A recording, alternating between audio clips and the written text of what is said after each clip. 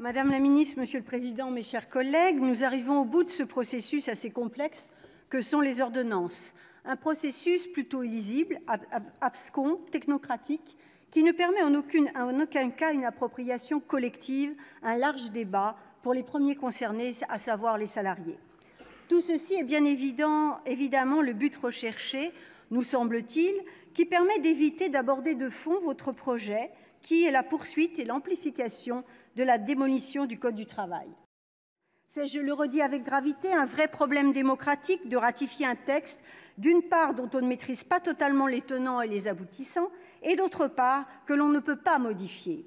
Je vais me permettre de citer un extrait du rapport du président Alain Milon en juillet dernier lors du projet de loi d'habilitation.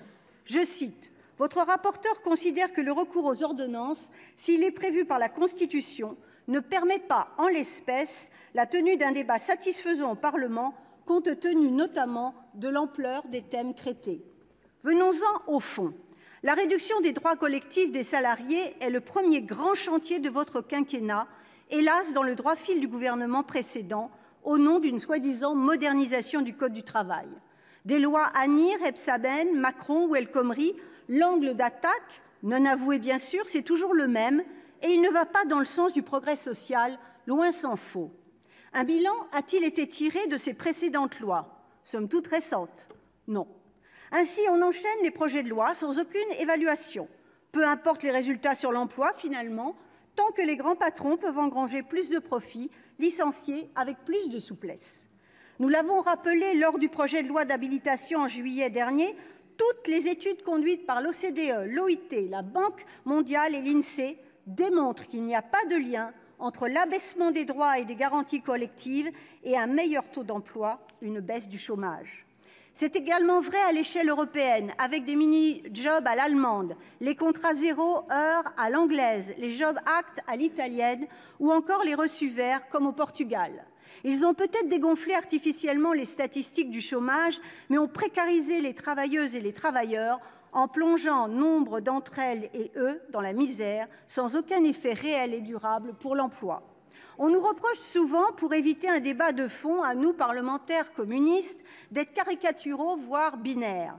Mais malheureusement, nous ne décrivons que des faits bien réels et que chacune peut vérifier. Les salariés de notre pays vivent de plus en plus mal, se rendent compte quotidiennement de la précarisation de leur emploi. Ils sont aussi conscients que les instances représentatives de personnel, avec les syndicats, qui étaient là pour les défendre, les protéger, sont elles aussi attaquées, que ce soit par la fusion des IRP ou par la mise en œuvre d'un référendum à l'initiative de l'employeur. Dans les faits, vous contournez, Madame la ministre, les syndicats, donc des instances démocratiques qui, malgré des pouvoirs de plus en plus restreints, étaient en mesure de résister aux attaques patronales.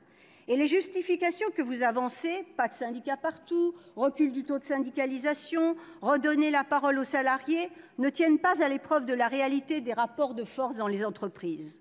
Sans entrer dans le détail des ordonnances, mon collègue Dominique Watrin le fera tout à l'heure, si cette question préalable est rejetée, on peut toujours rêver, on est en janvier, c'est la période propice aux vœux, je veux redire ici que les principales mesures que votre gouvernement est en train de mettre en œuvre vont conduire à un véritable dumping social. Vous êtes en train de créer une société de l'individualisation où tout se négociera, rien ne sera plus garanti. Ancienneté, panier de nuit, pour ne citer que quelques exemples de primes qui ne seront plus sanctuarisées. Pour tous les sujets qui ne seront pas mentionnés explicitement dans le Code du travail, l'accord d'entreprise primera sur l'accord de branche, même lorsqu'il est moins favorable aux salariés. Niveau de prise en charge des arrêts maladie, en plus des minima sociaux, congés exceptionnels pour événements familial, pour enfants malades ou maternité, en plus des minima légaux. Autant de remises en cause de droits conquis qui vont impacter négativement les conditions de travail de tous les salariés, mais singulièrement des femmes. De plus, vous supprimez l'une des rares avancées du précédent gouvernement, à savoir le compte pénibilité. Vous prétendez vouloir renforcer le dialogue social, comme le rappelle l'intitulé du projet de loi, permettre à l'échelon le plus local, à savoir l'entreprise, de définir ce qui est bon pour elle. Mais c'est nier totalement, et nous n'avons eu de cesse de vous le répéter, le rapport de force, le lien de subordination, la hiérarchie qui existe au sein de toute entreprise pour tout contrat de travail. La loi est justement là pour protéger, assurer un cadre général, éviter les abus. Avec votre réforme, vous mettez fin purement et simplement aux principes fondamentaux de notre Code de travail. Au lieu de l'égalité devant les droits figurant dans notre Constitution, vous mettez en place une variabilité des droits, une inégalité entre les salariés. Et pourtant, vous continuez à assurer que les salariés seront mieux protégés grâce à vous, que leurs conditions de travail s'amélioreront. Comment dès lors expliquer que le MEDEF soit si satisfait de votre beau projet et que votre texte ait été largement soutenu à l'Assemblée nationale par la majorité et s'apprête à l'être également par la majorité sénatoriale ? Nous ne disons pas qu'à l'heure actuelle, avec le droit existant, c'est le paradis dans le monde du travail. Loin de là, les burn-out, le mal-être au travail, les suicides sont de plus en plus fréquents. Mais sans être alarmiste ou devin, les choses ne vont qu'empirer avec votre politique. Et sachez-le, Madame la Ministre, nous aimerions avoir tort. Mes chers collègues, si nous avons déposé cette question préalable, ce n'est pas parce que nous refusons de débattre, de confronter nos divergences, bien au contraire. Vous connaissez notre appétence dans ce domaine et notre volonté constructive, chaque fois que cela est possible, de faire des propositions alternatives. Mais ce projet de ratification est bien l'illustration même d'une mascarade de débats orchestrés par le gouvernement. Certaines ordonnances sont déjà entrées en application, même sans l'aval du Parlement. À quoi bon dès lors ? Même si le Parlement ne les ratifiait pas, les ordonnances s'appliqueraient sous forme réglementaire. Donc là aussi, cela interpelle fortement sur le rôle du Parlement. Enfin, sur la consultation des partenaires sociaux, même si effectivement elle a lieu, aucune des organisations de salariés ne les a validées. Cela n'a donc aucune importance pour vous ? Vous consultez pour la forme, puis vous agissez comme prévu. Drôle de conception du dialogue social. De même, Madame la Ministre, vous êtes vantée d'avoir rencontré depuis la publication des ordonnances plus de 3000 chefs d'entreprise et avec votre équipe plus de 5000 directeurs des ressources humaines et que vous aviez pu constater l'effet psychologique réel produit par les ordonnances sur les PME. C'est une bonne chose que de consulter, mais j'ai envie de vous demander si vous avez pris également le temps de rencontrer autant de salariés pour leur demander ce qu'ils pensaient de vos ordonnances pour voir quel effet psychologique elles leur produisaient. Notre groupe a déposé cette question préalable car nous rejetons les principes qui sous-tendent cette loi de ratification réformant le Code du travail.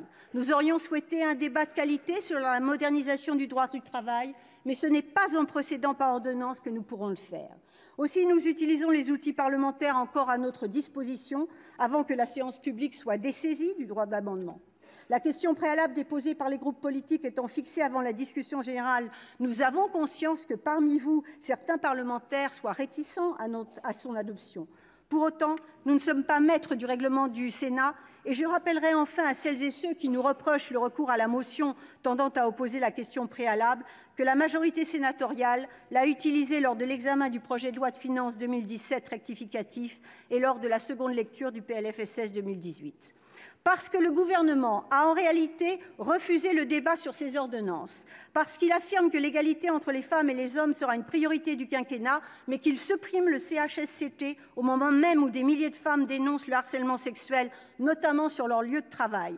Parce que le gouvernement ne fait rien pour redonner des moyens à l'inspection, à la médecine du travail, parce qu'il ne remet pas en cause les dégâts générés par l'ubérisation de la société, parce qu'il a refusé toutes nos propositions pour un code du travail du XXIe siècle, parce qu'enfin, comme l'a dit mon ami et collègue député Pierre Dharréville, il a fallu 17 ans de travail législatif pour édifier le code du travail. Un siècle plus tard, il vous a fallu 17 semaines pour en faire une passoire. Je vous invite, mes chers collègues, à voter notre question préalable. Je vous remercie.